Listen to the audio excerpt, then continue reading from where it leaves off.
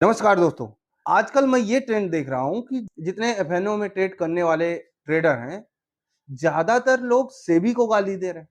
अभी कितने कमेंट्स पिछले वीडियो पर आए जो ये कह रहे हैं कि सेबी को ब्रोकरेज खत्म कर देनी चाहिए। सेबी सिर्फ बड़े म्यूचुअल फंड्स हाउसेस के लिए बना है। सेबी सिर्फ बड़े बड़े एफआईआईज और डीआईआईज के लिए बना है। रिटेलर्स को वो बाहर करना चाहता है।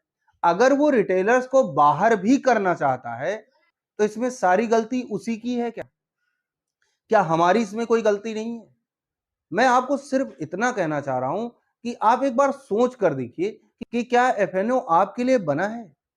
क्या एफएनओ 2 लाख, 4 लाख, 5 लाख लेकर आने वाले ट्रेडर के लिए बना है? और अगर बना भी है तो क्या इसलिए बना है कि आप 1 लाख लाकर 1 करोड़ बना लीजिए 3 दिन के अंदर? हमारी यही गलती है कि हम ये चाह रहे हैं कि हम 1 लाख रुपए लगाएं आज और अगले दिन हमारा 2 करोड़ रुपए हो जाए। जब हमको ज्यादा ट्रेड करना पड़ता है, जब हमको ज्यादा ब्रोकरेज देनी पड़ती है, हमारा लॉस होता है, तो हमको लगता है कि हम ब्रोकरेज की वजह से लॉस कर रहे हैं। ये एक फैक्टर हो सकता है कि ब्रोकरेज की वजह से जो ट्रेडर हैं वो ज्यादा नुकसान करते हैं, लेकिन ये सही बात नहीं है। और कुछ लोग तो डायरेक्टली सेबी को इस बात के लिए जिम्मेदार ठहरा रहे हैं कि सेबी की वजह से ही उनका नुकसान हो रहा है। भाई, ना तो गवर्नमेंट इतनी बेवकूफ है, ना दूसरे लोग इतने बेवकूफ हैं कि सेबी के इतने अधिकारियों को बिठा के पैसा दे रहे हैं और सेबी कह रहे कि नहीं, आपसे पैसा लेंगे रिटेल ट्रेडर से और बड़े बड़े ट्रेडर्स को दे देंगे। फैक्टर्स हो सकते हैं जो आपको बुरे लग सकते हैं, कुछ फैक्टर्स की वजह से आपका नुकसान हो सकता है, हम भी मानते हैं। कुछ बातें हम भी मानते हैं कि थोड़ा सा सुधारने योग्य हैं, लेकिन हम अपने लॉस का ठीकरा सेबी के ऊपर नहीं फोड़ सकते। आप ये जानते हैं ना कि आपका 20 रुपए ब्रोकरेज पड़ेगा, कुछ गवर्नमेंट के चार्जेस पड़ेंगे, यानी एक ट्रेड में 30 रुपए जाने। आपको ये पता है कि एक बार आप ऑप्शन खरीदेंगे, दूसरी बार बेचेंगे, आपके 60 रुपए लगभग एक बार खरीदने और बेचने में जाएंगे। तो आप एक दिन में 200 ट्रेड क्यों ले रहे हो भाई? इसका मतलब आप खुद ही कंफर्म नहीं हो कि क्या खरीदना है, क्या बेचना है। और आप कंफर्म इसलिए नहीं हो कि मार्केट में फ्लक्चुएशन बहुत ज्यादा है, क्योंकि आप उसके लिए बने ही नहीं हुए हो। आप गलत रास्ते पर आ गए हो तो आपको 10 बार तो ट्राई करना ही पड़ेगा। क्यों आए हो? किसने बुलाया भाई? तुम्हारे 10 लाख से मार्केट चलती है क्या? और अगर सेबी इतनी बुरी है तो सब लोग मिलकर उसके खिलाफ कोई मुहिम क्यों नहीं चलाते हो? गवर्नमेंट से कहो कि वो हटाए सेबी को, तुम्हें हटा दे। अपने आप को नहीं सुधारेंगे, सेबी को सुधारने चले।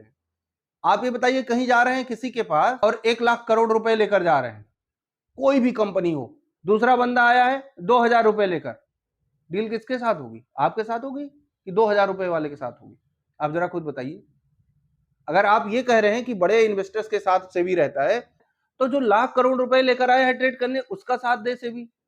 कि तुम 200 रुपए लेकर आए हो एक्सपायरी के दिन हीरो जीरो बनने, तुम्हारा साथ देगा? किसका प्रोटेक्शन सबसे ज्यादा जरूरी है? पहली बात तो हमें समझनी पड़ेगी कि जो रिटेलर्स हैं 2-4 लाख रुपए लेकर आए हैं, उनके लिए एफएनओ ट्रेडिंग है ही नहीं। फिर भी अगर वो कर रहे हैं, वो कमा रहे हैं, तो उनको ब्रोकरेज का हिस्सा देना पड़ेगा। सेबी के पास इतनी अथॉरिटी है कि वो एक लिमिट सेट कर सकती है ब्रोकरेज का, कि इससे ज्यादा ब्रोकरेज कोई नहीं ले सकता। सेबी ये नहीं कर सकती कि हर कंपनी अपनी ब्रोकरेज को जीरो कर दे, ये उसके अधिकार क्षेत्र में नहीं है। उसने एक लिमिट सेट की हुई कि भाई 2.5% जो भी आप ट्रेड ले रहे हैं उसके 2.5% से ज्यादा नहीं होनी चाहिए। आपको ज्यादा लग सकता है क्योंकि आप 1 लाख रुपए लेकर मार्केट में सिर्फ आए हैं, आपको उसी से करोड़पति बनना है, तो आपको ये गलत लग सकता है, आपको ये ज्यादा लग सकता है। तो 400 करोड़ रख के ट्रेडिंग कर रहा है, 2-2 हजार लॉट सेल कर रहा है, उसके लिए तो बहुत ज्यादा नहीं है अमाउंट। और वो दिन में 1-2-3 ट्रेड लेता है, आप दिन में 300 ट्रेड ले रहे हैं, तो आपके लिए कैसे नहीं ज्यादा होगा? आपके लिए तो ज्यादा ही होगा। एक आध मामलों में मैं भी डिसएग्री करता हूं, ऐसा नहीं है, मैं भी कहता हूं कि ये चीजें गलत है, लेकिन कई लोग ऐसे कमेंट कर रहे हैं कि जैसे उनको सेबी ने ही लूट लिया हो, उनकी कोई गलती ही नहीं थी, वो इनोसेंट थे, उनको सेबी ने लूट लिया। अरे भाई, तुमने गलत ट्रेड किया, तुम्हारी स्ट्रेटजी गलत थी। जहां डिके होना है वो डिके होगा। गलत दिशा में चले गए, 500 ट्रेड ले लिया, तो ये सब अपनी गलती आपको खुद सुधारनी पड़ेगी। सेबी को ब्लेम करके, सेबी को गाली देके आप ऐसा नहीं कर सकते। सेबी आपका दुश्मन नहीं है, बस आप गलत रास्ते पर जा रहे हैं इसलिए आपको ऐसा लग रहा है। वो अपने रास्ते जा रहे हैं, तुम दौड़ के जा रहे हो, तुम्हें उस रास्ते जाने की जरूरत नहीं है, क्योंकि वो आपके लिए अलग रास्ता बना हुआ है। आप अपने रास्ते पे चलिए, गलत लेन में आओगे तो टकराओगे, और टकराओगे तो छोटी गाड़ी हो, नुकसान तुम्हें ही हो। आप लोग सेबी के बारे में क्या सोचते हैं? आपकी क्या राय है? क्या 100% सेबी गलत है या कुछ गलतियां हमारी भी होती हैं, हमारे रिटेल ट्रेडर की भी होती हैं जो 10,000 5,000 रुपए लेकर आते हैं करोड़पति बनने? इसके बारे में कमेंट बॉक्स में जरूर लिखिए। जितना आप लिखेंगे हम उतने बातों को समझ पाएंगे और उस पर एक और वीडियो लेकर आएंगे। इसलिए आप सभी से रिक्वेस्ट है कि सेबी के बारे में जरूर लिखिए कि वो क्या काम कर रहा है, कैसे काम कर रहा है, उसके पास सुधार की क्या क्या गुंजाइश है, वो क्या सुधार कर सकता है, इसके बारे में जरूर लिखिए।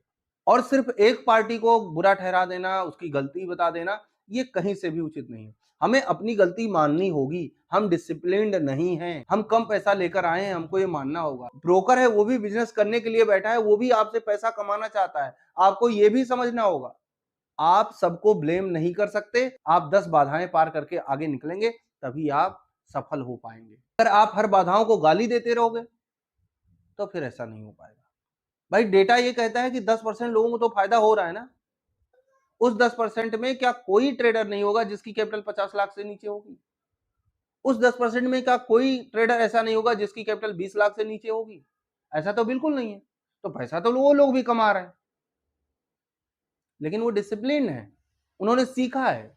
चक्कर में आपने 200 ट्रेड कर डाली, ब्रोकरेज आपकी ज्यादा हो गई, तो अब गलती आपकी नहीं है। हमें सबसे पहले अपनी गलती देखनी चाहिए, फिर दूसरे लोगों को क्रिटिसाइज करना चाहिए।